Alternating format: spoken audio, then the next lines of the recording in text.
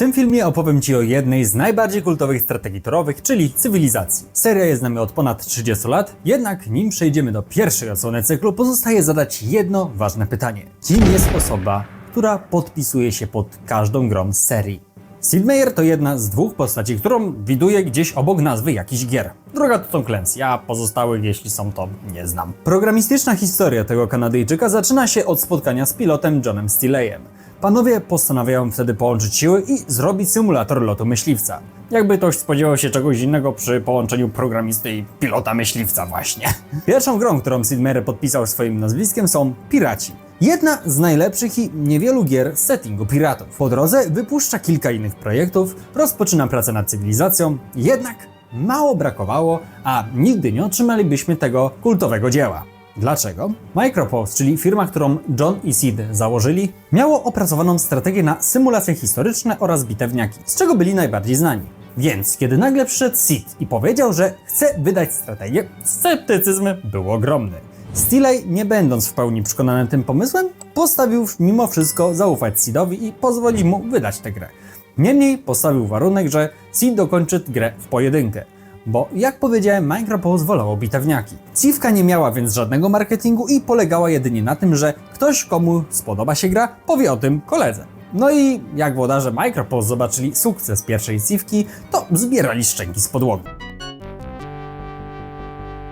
Pierwsza Cywka ukazała się w 1991 roku i zachęcała niesamowitą grywalnością. W grze wcielaliśmy się w jedną z 14 dostępnych cywilizacji i rozwijaliśmy ją od prehistorii aż po erę kosmiczną. Gra ma z góry narzucony limit tur, który tutaj wyznacza w zależności od poziomu trudności do 2020 lub 2100 roku naszej ery.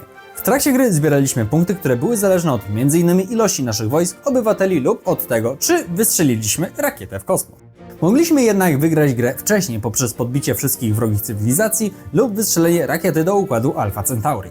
Warto dodać, że poza byciem turówką, gra była jednym z protoplasów tzw. gier 4X. Przypomnę, że jest to skrót od Explore, Expand, Exploit, Exterminate.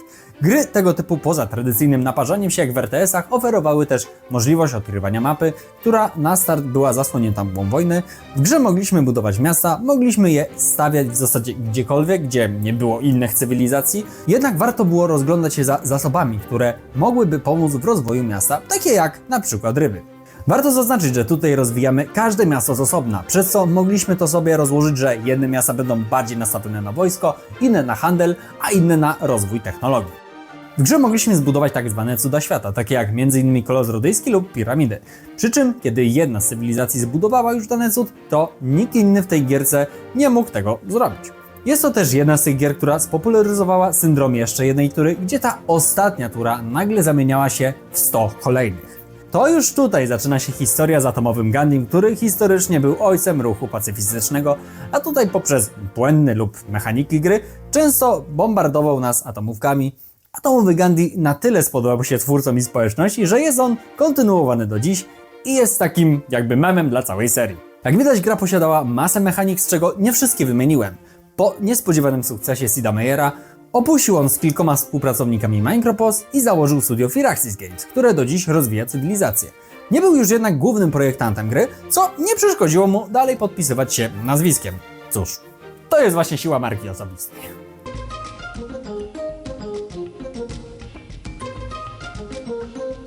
W drugiej odsłonie dostajemy 21 cywilizacji, lepszą grafikę, a jednymi ze zmian względem poprzednika to możliwość wyboru przeciwników komputerowych. Oprócz standardowej rozgrywki od prehistorii jak w poprzedniku, tutaj możemy rozpocząć grę w przygotowanym przez twórców dedykowanym scenariuszu. W grze były dostępne dwa, jeden z czasów Imperium Rzymskiego, drugi z II wojny światowej. Oprócz tego dostaliśmy specjalne mapy w kształcie granic Europy, Grecji, a także ziemskiego globu. Oprócz tego do gry dołączono edytor map, więc nic nie stało na przeszkodzie, abyśmy mogli robić swoje własne mapki. Druga Cywka to niesamowicie grywalna produkcja. Podobnie jak w jedynce, jej główną siłą napędową było to, że każda zaczęta rozgrywka była inna. Dzięki za każdym razem inaczej wygenerowanej mapy i dobranych przeciwników komputerowych. Gra doczekała się dwóch dodatków, gdzie jednym dodano nowe historyczne scenariusze, jak m.in. amerykańska wojna secesyjna lub wyprawy krzyżowe. W drugim twórcy przenieśli nas w realia fantasy oraz science fiction, oferując nam 19 misji, w których przemierzamy krainy takie jak Midgard czy Atlantyda. Oprócz tego w 1999 roku zostaje wydany remake, chociaż ja bym nazwał to bardziej wydaniem zbiorczym Civilization 2 Test of Time, który oprócz posiadania w pakiecie wspomnianych dodatków pozwalał na grę wieloosobową do 8 osób. Rozszerzył drzewka badań i wprowadził m.in. polską wersję językową. 2 lata później dostajemy Cywilizację 3, której premiera wzbudziła małe niezadowolenie. Gracze narzekali na niedopracowanie niektórych elementów, co na szczęście Firaxis szybko naprawiło w łatkach. Główną zmianą względem poprzedników było wprowadzenie dowódców armii, którzy mogli zwiększać swoje doświadczenie w czasie rozgrywki. Oprócz tego dodano kulturę i możliwości pokojowego przejmowania miast. Kultura była teraz jednym z kolejnych możliwych zwycięstw. Gra doczekała się 2 rozszerzeń, miała lepszą grafikę od poprzedniczki, zebrała w ostateczności pozytywne opinie i widać, że format gry został dopieszczony jak tylko się dało.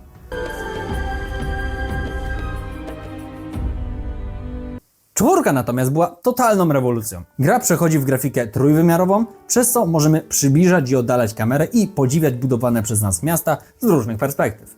A także rozbudowuje system religii. Gra wprowadza też wielkich ludzi, jak na przykład Mendelejew, których możemy zrekrutować i otrzymać od nich specjalny, często jednorazowy bonus. Oprócz tego gra odbywała się na kwadratowych tilesach, wprowadziła bardziej przejrzysty interfejs i oferowała zagranie jedną z 35 dostępnych cywilizacji.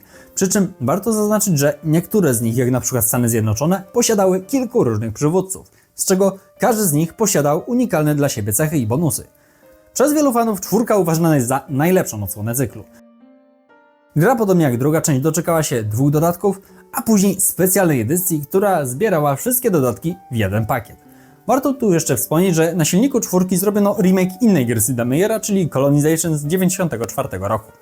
Jako ciekawostkę dodam, że główny motyw z czwórki, czyli Baba Yetu, został jako pierwszy soundtrack z gier nominowany do prestiżowej nagrody Grammy i jako pierwszy uzyskał tę statuetkę, jeśli chodzi o soundtracki z gier komputerowych.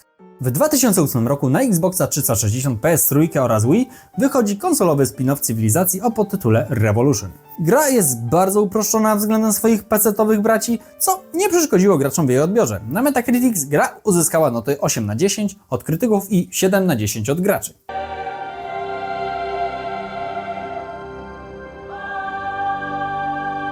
Na kolejną odsłonę fani musieli poczekać do 2010 roku. 5. odsłona ponownie namieszała. W grze wprowadzono planszę złożoną z heksów, a także uproszczono wiele elementów, chcąc przyciągnąć nowych graczy. Starym fanom niezbyt się to spodobało. Z czasem, gdy gra otrzymała dodatki, które przywróciły większość mechanik jak Kongres Światowy, gra zyskała na notach zarówno od krytyków, jak i graczy. I stała się w ten sposób pełną, iście grywalną produkcją.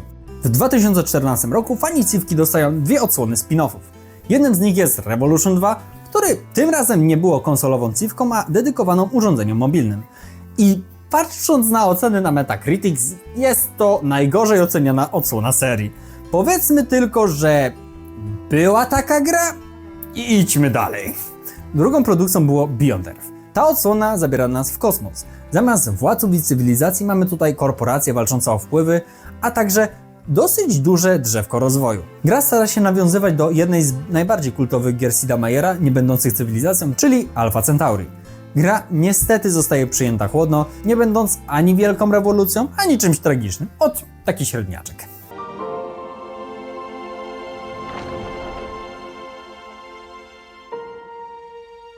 Czas na grę, od której zaczęła się moja przygoda z tą serią. Cywilizacja 6, wydana w 2016 roku, tym razem zaproponowała nam mocno kreskówkową, wręcz dziecięcą czasem grafikę, co mocno podzieliło graczy.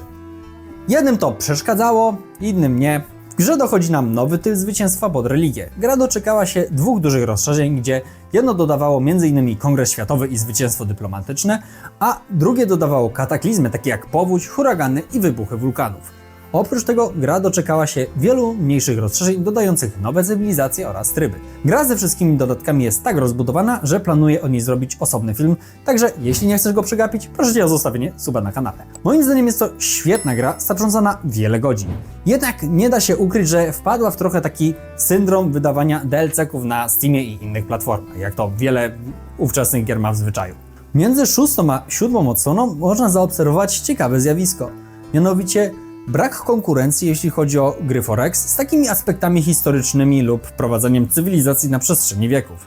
Przestrzeń tę zagospodarowały dopiero Humankind i Millennia, które może w wielu aspektach odstają od Civki, niemniej wprowadzają powiew świeżości i inne spojrzenie na tego typu rozgrywkę. Przy zapowiedziach 7. odsłony wiele komunikatów wzbudza niepewność fanów. W 7. części zamiast być cały czas tym samym liderem, trochę jakby zmieniamy naszą cywilizację po każdej epoce, podobne podejście oferował Humankind.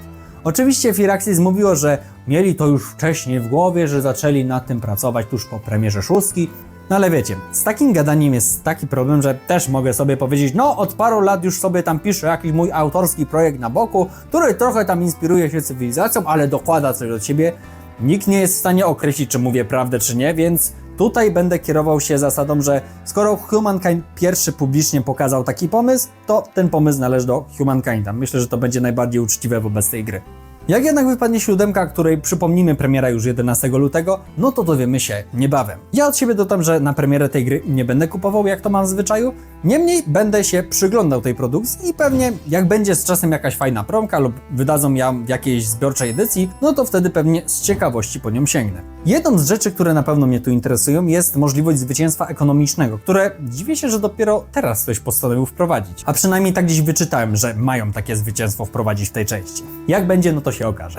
Cywilizacja to seria, która jest już z nami od ponad 30 lat i są to gry dające dużo zabawy w alt historii, przez co możemy na przykład w Nowym Jorku postawić piramidy i teatr Bolszoi.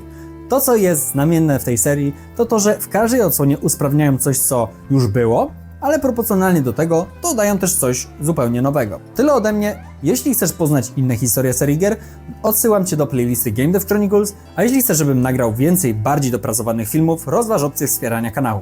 Bez tego jego dalszy rozwój nie będzie możliwy. Dzięki za uwagę, ja jestem Przemo z kanału No Nie i do zobaczenia.